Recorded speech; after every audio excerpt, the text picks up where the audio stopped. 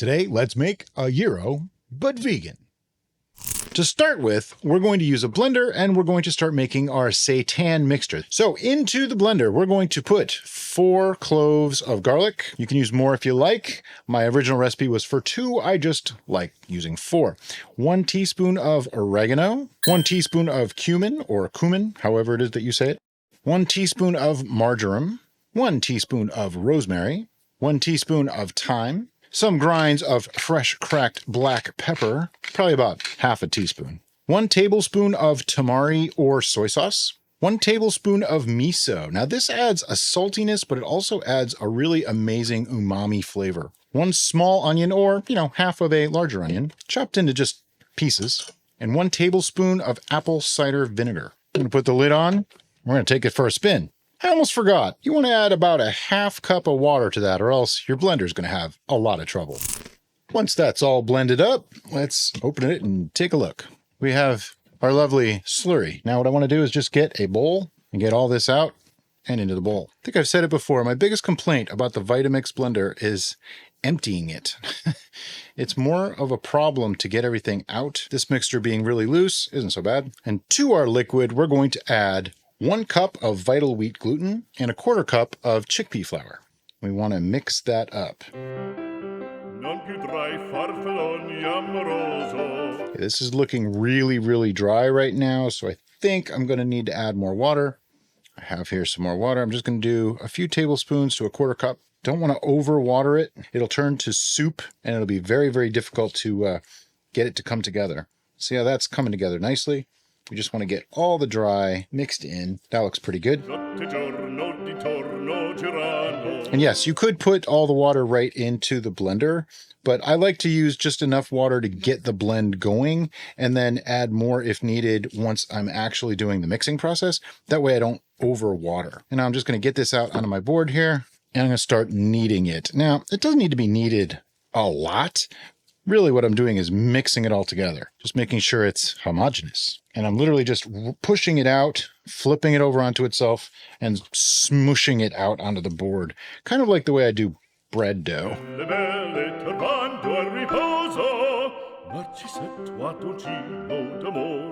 And eventually it'll form a really nice mass. And see, we have some strands forming there. That's the gluten strands that are holding it together.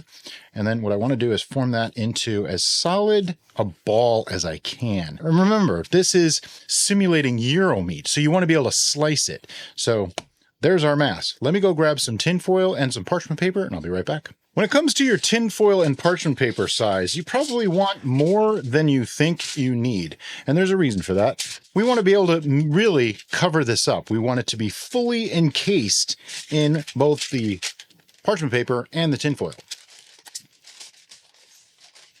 So I'm going to roll it over, fold it over, pardon all the extra noise, and then roll it over again. See, I have this nice little package here, right? Now I'm going to do the same thing with the tin foil.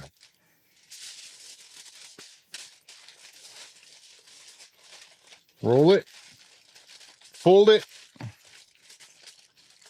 and roll it again. And then something that I just like to do for fun is I like to square it off. This doesn't really do anything for the flavor or texture, but it makes me feel better. I just kind of pound it on the table on all sides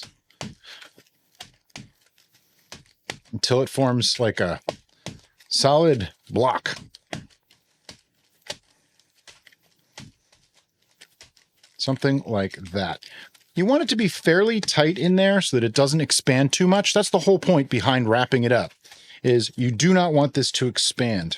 Okay, once we have our solid block of seitan, now we get out our steaming basket. And I'm just going to use the one side. I put that in there and set it on. That's another reason why I like to do this. Flatten it out just a little bit if you have to. Make it fit. And there we go. And now this is going to go on the stove over a pot of water for about an hour and a half. That's a fairly large amount of seitan there, so we want to give this plenty of time to steam. And after an hour and a half of steaming, our package is ready to go. Let me just remove the lid and take it out. As you can see, it looks roughly the same size, so it hasn't expanded much.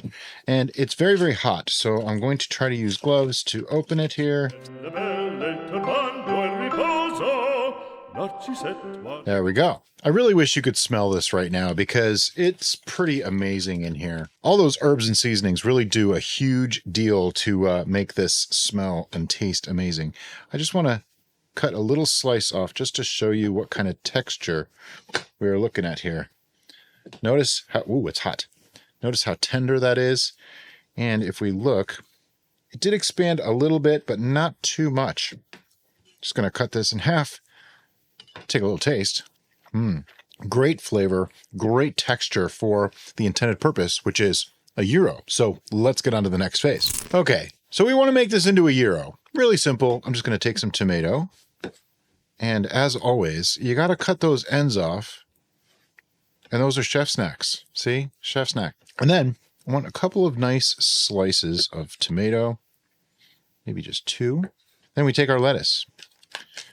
I like to just roll it up and fold it over and make a couple of lateral cuts. And then, see, it falls apart. We shred. Watch your fingers. You've succeeded at cooking if you end the recipe with just as many fingers as you started with. And I already had some sliced up onion there, so that's good to go too. Now we need some of our meat. Now, one note about this is, you can see this is a little bit bouncy.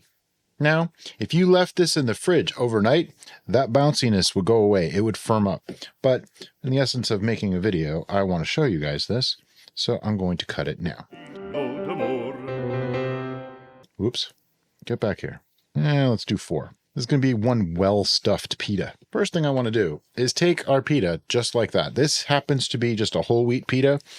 And I'm going to put some tzatziki sauce on it. Now, you probably haven't seen this yet, but this is from our own recipe. I just want to put some of that on this pita.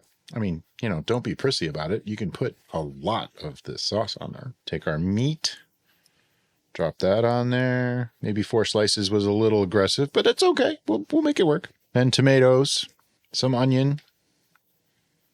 You didn't really think I was just going to make a small, tiny little thing, did you? And then some lettuce. And there's our gyro. Trick is trying to eat this now. And just like any recipe video on the internet, you got to take a taste. Wow, this is so good. All the flavors just meld together. It's perfect. As always, thank you so much for watching, and we'll see you next time on The Bistro.